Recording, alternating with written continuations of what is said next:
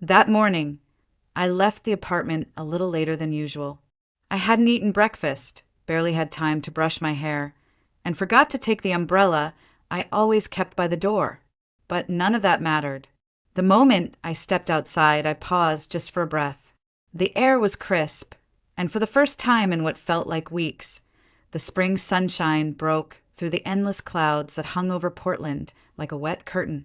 It was warm, not the suffocating warmth of summer, but the kind that wrapped gently around your shoulders, whispering that maybe, just maybe, today wouldn't be so bad. I walked faster, clutching my tote bag, checking the time. Only 2 minutes left before my shift at the pharmacy began. Luckily, it was just a few blocks away, tucked between a bakery and an old hardware store. As I passed the trees lining Hawthorne Boulevard, I noticed tiny green buds breaking through the winter gray branches. Birds were chirping. Strangers smiled at one another. It felt like the world had finally exhaled.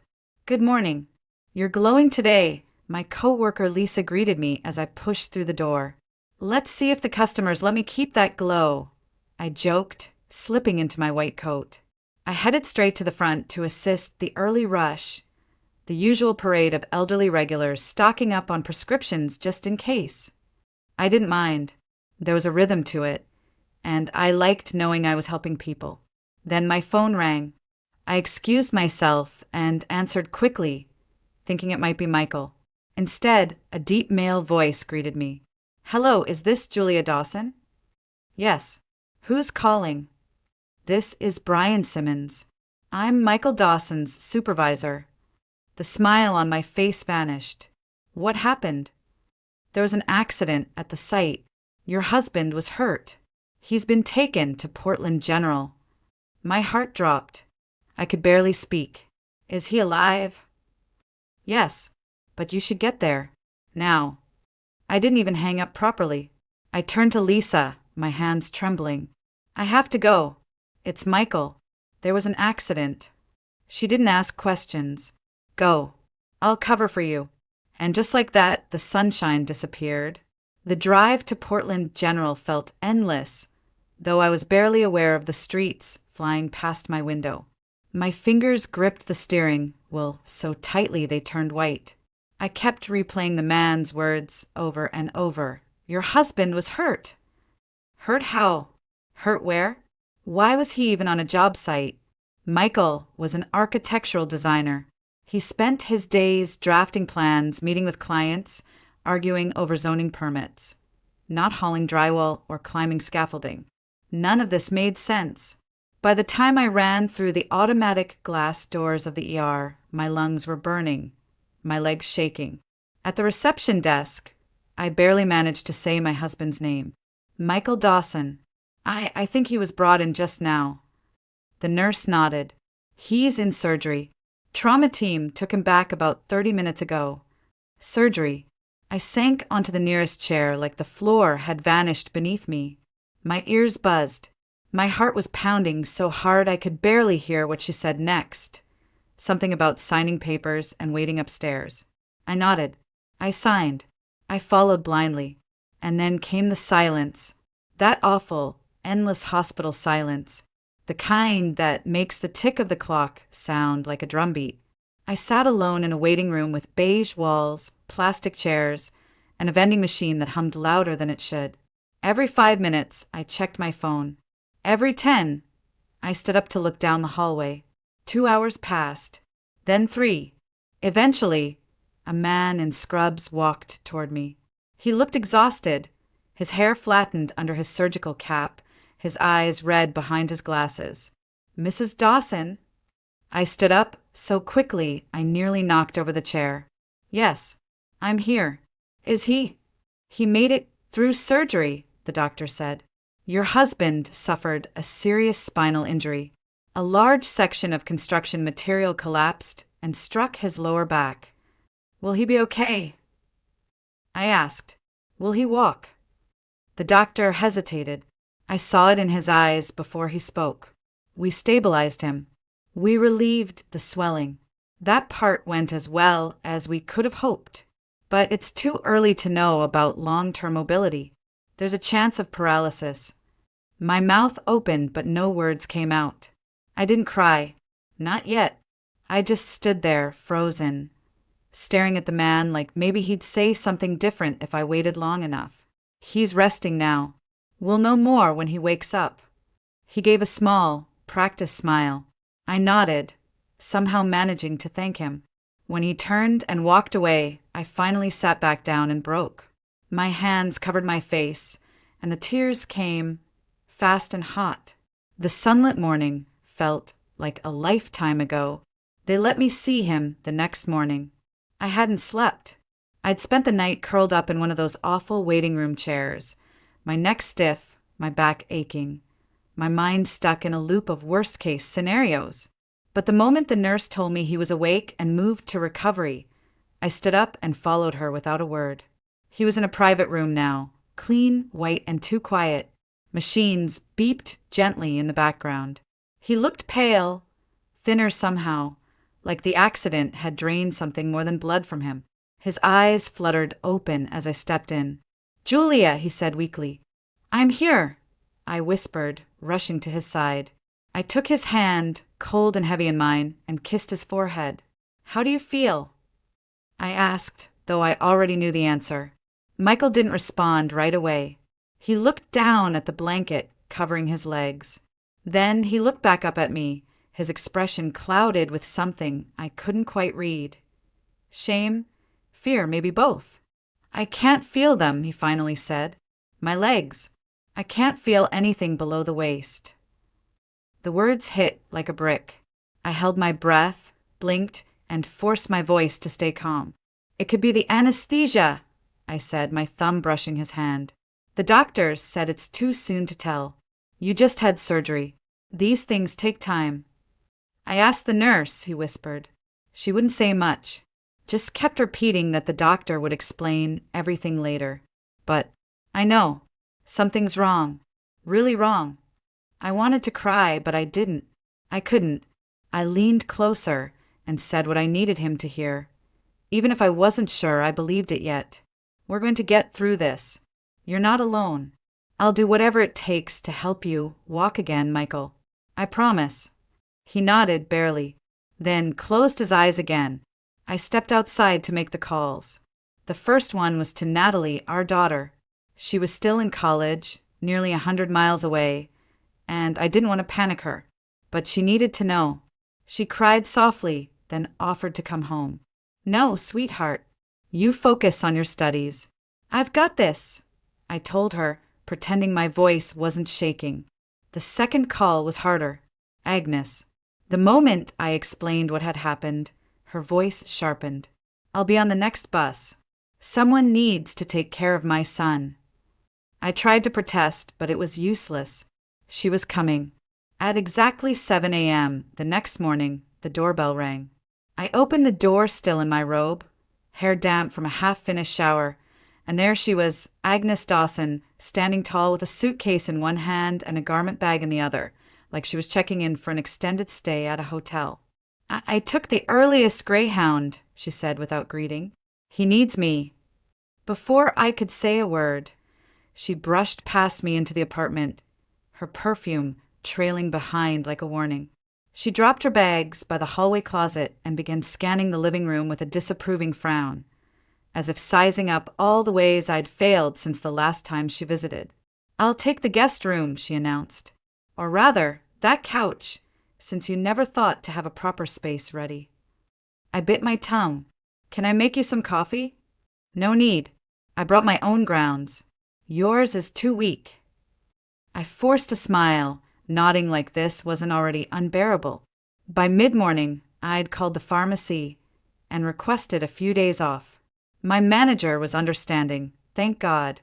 I didn't tell her the real reason wasn't just Michael's condition, but that I suddenly had to manage a second patient, one who didn't take kindly to silence or boundaries. At the hospital, Agnes transformed. She marched into Michael's room like a general inspecting her troops, smoothing his blanket, adjusting his fur, scolding the nurses for not answering call buttons fast enough. Within an hour, She had memorized the names of the entire floor staff and barked them like orders. "This mattress is too firm.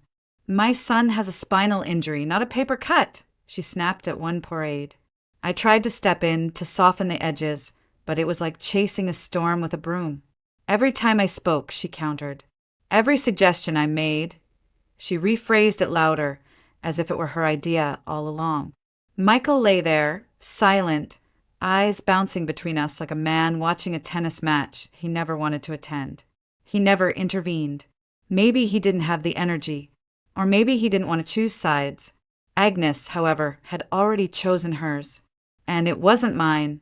Watching Agnes command the nurses and reposition Michael's pillow for the third time in 5 minutes, I felt that old, familiar tension crawl back into my chest, the kind that never really left, just buried itself under years of forced smiles and swallowed retorts. It wasn't always like this. Actually, that's not true. It was always like this. From the moment Michael first brought me home to meet her, I knew I wasn't what she wanted. I had dressed carefully, brought a bottle of wine, even baked a pie from scratch because Michael said his mom loved homemade things. She didn't even touch it. She looked me up and down and said, "So you're the one." "Humph, small town girl with big dreams, is that it?" I laughed awkwardly, thinking she was joking. She wasn't. Agnes never bothered with subtlety. Every dinner, every visit, she found new ways to remind me I wasn't part of their world. Her tone carried the kind of passive aggression that felt more like a scalpel than a knife. Precise, sharp, always leaving a mark. But the worst moment came one night, just before Michael proposed. I couldn't sleep. I got up to grab a glass of water and overheard them in the kitchen. The lights were off, but their voices carried. "She's not the one," Agnes said. "She's not good enough. She's not from our circle. She didn't go to the right schools. She has no real connections. You could do so much better." "She's kind, Mom," Michael replied. "She loves me." "She's convenient," Agnes snapped. "That's not the same." I stood frozen behind the hallway wall, glass in hand, heart cracking open. I should have walked away right then, but I didn't, because a week later, Michael got down on one knee in our tiny apartment and asked me to marry him. And I said yes because I loved him, and I wanted to believe that was enough.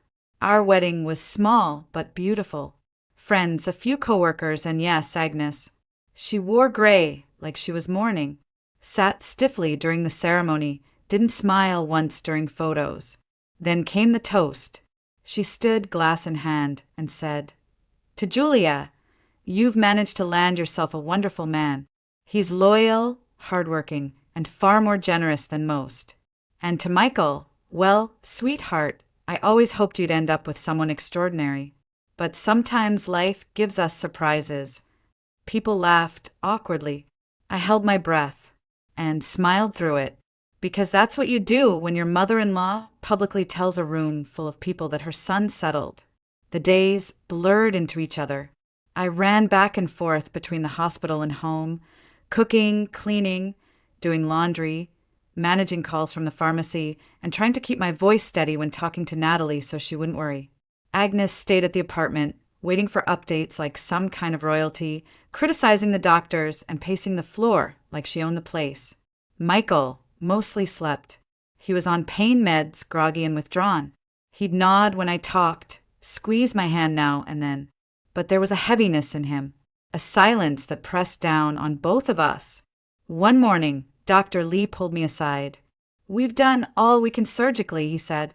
"Now it's about rehabilitation, movement, neural stimulation.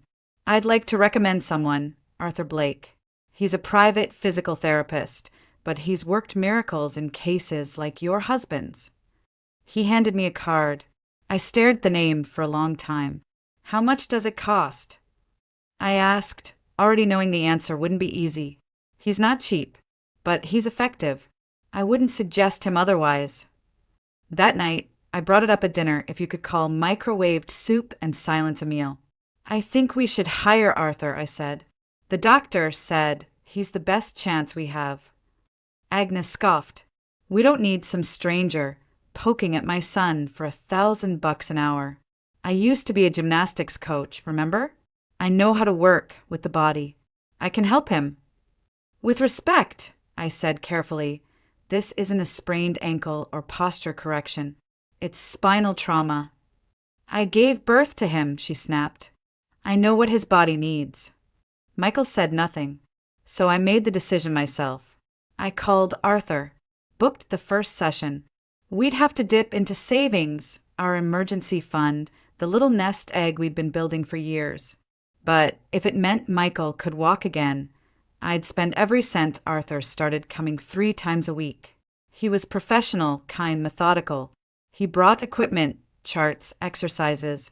He pushed Michael, but gently, encouragingly. Agnes loomed in the background during every visit, arms crossed, muttering things like waste of time, and I told you so under her breath. 2 months passed. Michael still couldn't walk. I was running on fumes. Between the hospital trips, managing the apartment, covering bills, stretching whatever was left in our savings, and keeping up appearances at work, I was crumbling. I'd lost weight without trying. My eyes stung constantly from lack of sleep. My back ached every time I bent down to tie my shoes. And still it was never enough. Agnes had become a permanent fixture in our home. Hovering, judging, nitpicking everything I did.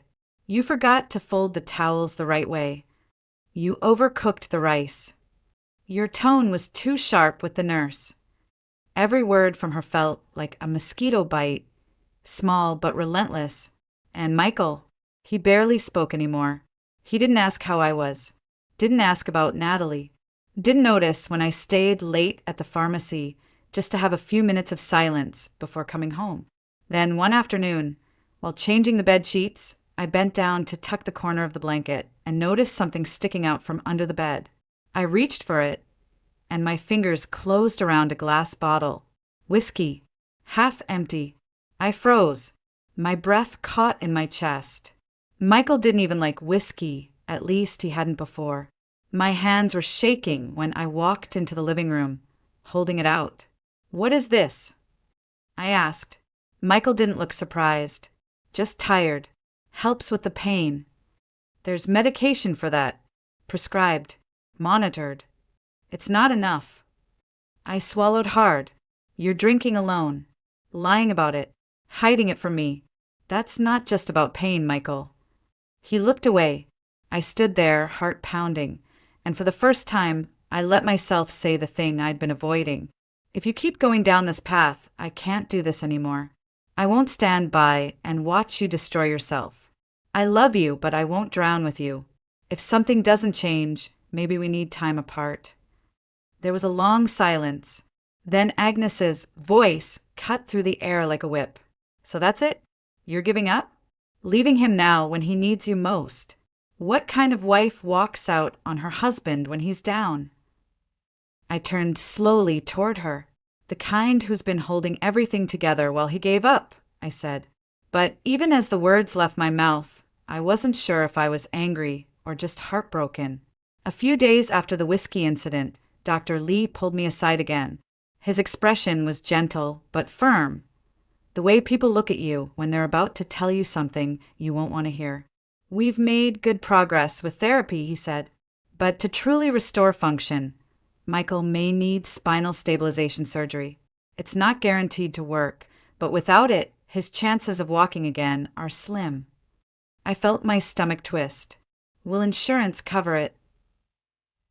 He hesitated. "Not entirely. And the specialists involved, the post-op care, the inpatient rehab, it adds up quickly. I just wanted to be honest with you."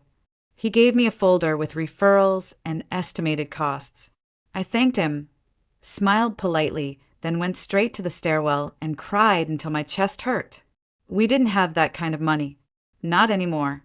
That night, after Michael had gone to bed and Agnes was holed up in the guest room watching reruns on her tablet, I sat alone at the kitchen table and made a list. Expenses, bills, what was left in our savings. It didn't add up. So I did what I had to do. I started looking for a second job. Not something big, just something quiet, part-time. A few hours in the evenings, maybe weekends. I didn't care what it was, cleaning, stocking shelves. anything that paid in cash or weekly checks. At the pharmacy the next day, during my lunch break, a woman rushed in asking for painkillers. I handed her the bottle, and as she looked up to say thank you, we both froze. "Julia," she said, lowering her sunglasses, "is that you?" It took me a second. Then I saw it. Behind the sleek blonde hair and designer blazer was Ina Harper. We went to high school together. She used to be the quiet girl with freckles and braces. Now she looked like she ran half the city. "Oh my God, I can't believe this," she said. "You still live in Portland?" We talked for a minute before my break ended. She asked about Michael, and I gave her the edited version. Then she surprised me. "I manage a boutique hotel downtown. We've been having turnover with our cleaning staff. It's not glamorous, but the pay's decent and the hours are flexible. Interested?" I nodded before she even finished. "I am. I really am." "Great. Come in tomorrow. I'll show you around." I didn't tell Michael or Agnes. I just packed my sneakers, changed into scrubs after my pharmacy shift, and started working both jobs. Because if no one else was going to save him, I would. It was my 10th straight day without a break. I'd clocked out of the pharmacy at 4 p.m., changed in the staff bathroom, grabbed a granola bar, and headed straight to the hotel. My feet ached, my lower back was screaming, and I still had 6 rooms to clean before I could even think about rest. Ina had texted earlier, "You're on 3rd floor, detail tonight. 307 through 312.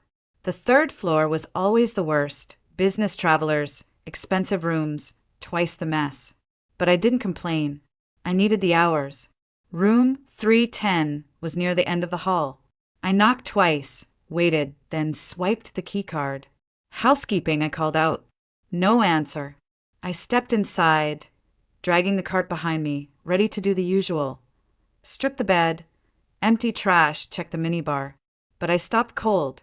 There, standing near the window, was Michael, my husband, on his feet, not in a wheelchair, not struggling, not holding on to anything, standing, walking, moving with ease. And he wasn't alone. A young woman, blonde, maybe mid-20s, legs like a model and wearing a silk robe, had her arms draped around his shoulders. She was laughing. He was smiling. Their faces were inches apart. Neither of them noticed me right away. I was frozen in the doorway, gripping the handle of the cart like it could hold me upright. For a second, I thought I might be dreaming, hallucinating. Then Michael turned. His smile disappeared. "Julia!" My name in his voice snapped me back. I didn't speak, didn't scream, didn't throw anything. I just turned around and walked out. Fast. My breath caught in my throat, my chest tightening with each step. I didn't want him to see me cry. I didn't want to give him that. The elevator took too long, so I ran down the stairs, out through the lobby, into the street. It was dark now. The air was colder than I remembered. And just like that, the worst night of my life began. I didn't get far, just a block down the street before I heard him behind me. His voice calling my name, his footsteps growing louder, faster. "Julia, wait. Please wait." I stopped, not because I wanted to, but because I needed to hear what kind of lie he was about to sell me this time. He jogged up beside me, slightly breathless but very much functional. No cane, no brace, no limp, just a man who had been pretending to be broken. "Please," he said again, "it's not what you think." I stared at him. "Really? Because it looks a lot like you walking just fine in a hotel room with another woman wrapped around you." He raised both hands like a cop defusing a standoff. Okay, I know how it looks, but it wasn't, God, it wasn't about her." I laughed, short, bitter. "She's not the point." I asked. "No, I mean she is, but not like that."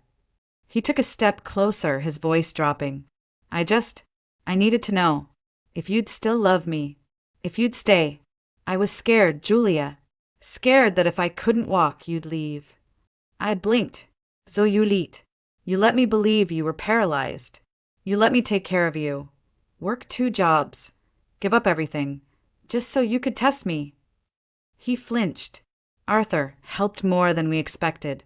I was walking again weeks ago, but I wasn't ready to tell you. I thought if I told you too soon, maybe you'd walk away anyway. I needed to be sure. I shook my head, mouth dry. And the girl? I asked. His eyes dropped. Alyssa. She's the daughter of my old boss. I was trying to get my job back. She offered to speak to her dad on my behalf. That's all. I stared at him in disbelief. That's all? She was practically draped over you. She said that's how her father listens, he muttered. I didn't do anything. You didn't have to, I whispered. You already did enough. The hurt wasn't just about the affair, real or not. It was the betrayal of trust, the manipulation, the fact that while I was scrubbing hotel floors to pay for a surgery he no longer needed, he was playing games with my heart and smiling through it. By the time I got home, I was shaking with everything I hadn't said. The argument I thought I would have with Michael, about betrayal, about humiliation, about how utterly small he'd made me feel, burned just beneath the surface. I walked through the door ready to scream, but my phone rang before I could even take off my coat. Natalie. I answered immediately. Honey. She was crying. I could hear it in her breath. Mom, she whispered. I didn't know who else to call. My heart clenched. What is it? What's wrong? I'm pregnant, she said, her voice cracking. And I don't want to be. I sank into the edge of the couch, my anger with Michael evaporating like smoke. Oh, sweetheart, I don't know what to do, she said. Max is scared. I'm scared. We're still in school. It's the worst timing. I feel like I ruined everything. I closed my eyes, held the phone tighter. You didn't ruin anything, I said gently. You just need to breathe. We'll figure this out together. I've been thinking about ending it, she admitted. I know that sounds awful, but no, I interrupted softly. It doesn't sound awful. It sounds honest. But don't make that decision alone. Let's talk. Face to face. Can I come see you? She paused. Really? I'll be there tomorrow. We'll talk everything through. And listen, Nat, if you decide to keep the baby, I'll help you. You won't be alone. She cried harder, this time with relief. And in that moment, I felt something shift inside me. I had spent so long trying to save a man who didn't want saving, and completely forgot I already had someone worth fighting for. Someone who needed me, who trusted me, who still believed I was good. That night, after everyone went to sleep, I packed a single suitcase. I left a note on the kitchen table, short, direct, final. I told Michael I was filing for divorce, that I didn't hate him, but I no longer knew who he was, and that I refused to keep living in a home built on lies. I didn't look back. I moved 2 weeks later, a quiet city not too far from Natalie's campus, just enough to give her space, but close enough to be there when she needed me. With the money from the divorce settlement, what little was left after the lawyers and the hospital bills, I bought a modest 2-bedroom apartment on the 2nd floor of an aging brick complex. The walls were thin. The plumbing groaned every time I ran hot water, but there was a small balcony that caught the morning sun, and the living room smelled like fresh paint and new beginnings. Natalie stayed with me for the final months of her pregnancy. We cooked together, folded baby clothes, and talked about everything, her fears, her hopes, the messy pain we both carried. Some nights we cried. Some nights we laughed until our stomachs hurt. And slowly, quietly, something began to heal inside both of us. When the baby finally arrived, it was a rainy afternoon in late March.